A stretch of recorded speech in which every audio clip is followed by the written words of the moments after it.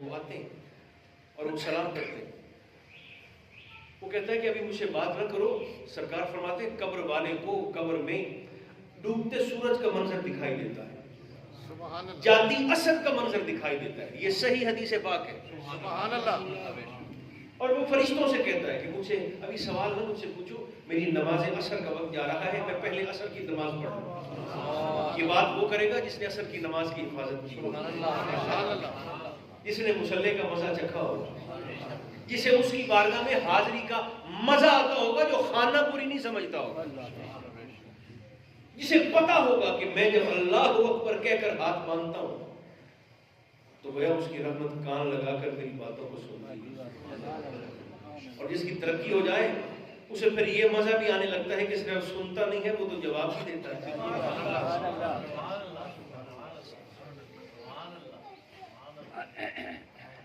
فرشتے کہتے ہیں اب تو اس مقام پر پہنچ چکا ہے کہ یہاں اب نماز کا عمل کا سلسلہ منقطع ہو گیا. اب آپ بتائیے من ربک, تیرا رب کون ہے؟ وہ کہتا ہے ربی اللہ. وہ پوچھتے ہیں ما دینک, تیرا دین کیا ہے؟ وہ کہتا ہے دینی الاسلام. پھر اللہ کے محبوب کی جلوہ گری ہوگی سبحان اللہ. اور نکیرین اشارہ کر کے پوچھتے ہیں ما کنت تقول فی ھذا الرجل محمد. حضور کی کریمی دیکھیے, سرکار نے سوال بھی بتا دیے, حضور نے جواب بھی بتا دیے. سبحان اللہ. انتہائی نالائق ہے وہ بندہ جو لیک آؤٹ پرچے کے باوجود فیل ہو جائے.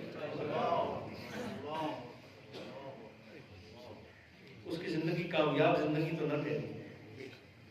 جو آتا ہے جانوروں کی طرح کھا پی کے چلا جاتا ہے, سوتا ہے پھر اٹھتا ہے, پھر کھاتا پیتا ہے, پھر سو جاتا ہے, اس کی زندگی کامیاب تو نہ ٹھہرے.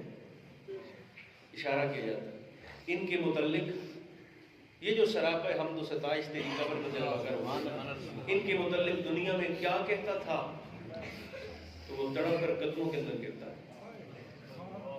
اور کہتا ہے کہ یہ میرا سب کچھ ہے, میرے آقا ہے جن کی شفاعت نگاہ کرم کا میں امیدوار تھا, دنیا میں بھی ان کے نام کے نعرے لگاتا تھا, یہی میرے محبوب ہے, میرے آقا ہے, میرا سب کچھ.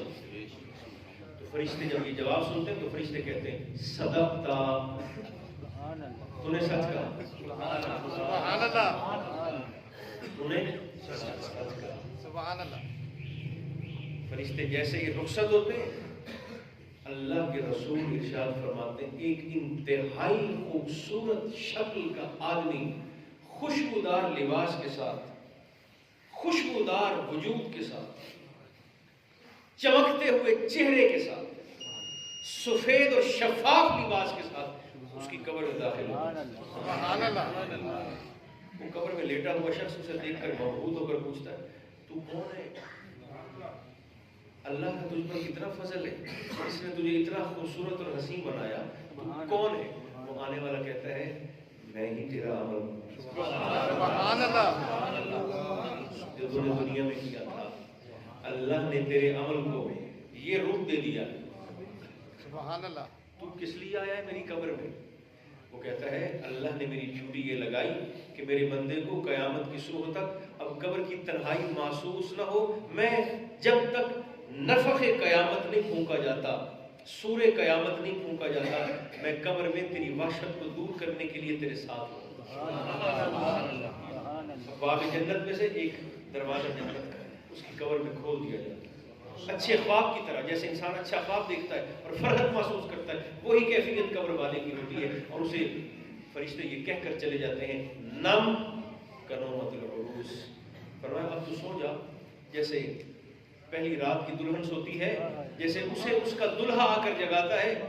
اب قیامت کے دن جیسے ہی سور پھونکا جائے گا, اللہ کے محبوب اپنے مزار سے نکل کر اور جب سارے بقی والوں کو ساتھ لے کر اپنی امت کی قبروں سے ہوتے ہوئے آئیں گے, تو تجھے بھی ایک لمحہ ایسا آئے گا قیامت کے دن کہ تجھے تیرا محبوب ہی آ کر تیری قبر سے اٹھائے. سبحان اللہ.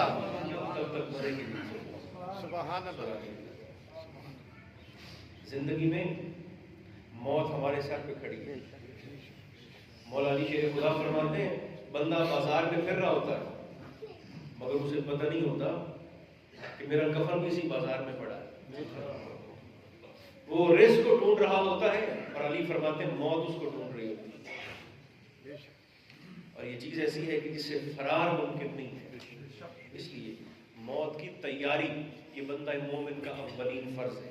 ماہ مقدس میں اللہ نے مجھے اور آپ کو زندگی میں ایک بار پھر سے موقع دے دیا ہے. میرے بھائیوں یہ اس کی مہربانی نہیں ہے؟ یہ رمضان نصیب نہ ہوتا، یہ لمحات نصیب نہ ہوتے. اور اب اگر کسی کی موت لکھی بھی ہے اور وہ حالت روزہ میں، اگر تقدیر اچھی ہو اور لکھی بھی رمضان میں ہو اور حالت روزہ میں یا روزے کی تیاری میں یا نماز پڑھ کے آیا ہے یا سحری کی نیت کر کے سو گیا اور پھر مر گیا یا سحری کر کے مر گیا،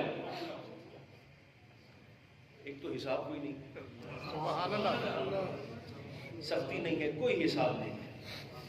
اور دوسرا اس سے بڑھ کر خوش بختی کیا ہو سکتی ہے کہ بندہ سحری کرے تو دنیا کا دسترخوان ہو اور افطاری کر رہا ہو محبوب کے ساتھ جنت کے دسترخوان. جس حال میں مرے گا اسی حال میں اٹھے گا. روزہ دار مرا ہے تو روزہ دار اٹھے گا. سبحان اللہ، سبحان اللہ. یہ اس کا فضل ہے، خالصتاً اس کا احسان ہے کہ اس نے مجھے اور آپ کو ایک بار پھر سے موقع عطا کیا ہے. اس موقع کو آخری موقع سمجھ کر میں اور آپ اسے اور اس کے محبوب کو راضی کرنے کی کوشش کریں تاکہ زندگی بہتر ہو، قبر بہتر ہو، حشر کا دن بہتر ہو. اب آپ کو زیادہ دیر بٹھانا مقصود بھی نہیں ہے اور آج میں چاہتا ہوں کہ آپ کو بھی تکلیف نہ ہی دے. مجھ سمیت ہر بندہ یہ پہلی جو 5 صفوں والے ہیں یہ ثواب زیادہ لگے. اور یعنی جتنی اللہ نے آپ کو توفیق دی ہے آپ بسم اللہ لے آئیں. مجھ سمیت آغاز میں کرتا ہوں اپنی طرف سے. جو پہلی 5 صفوں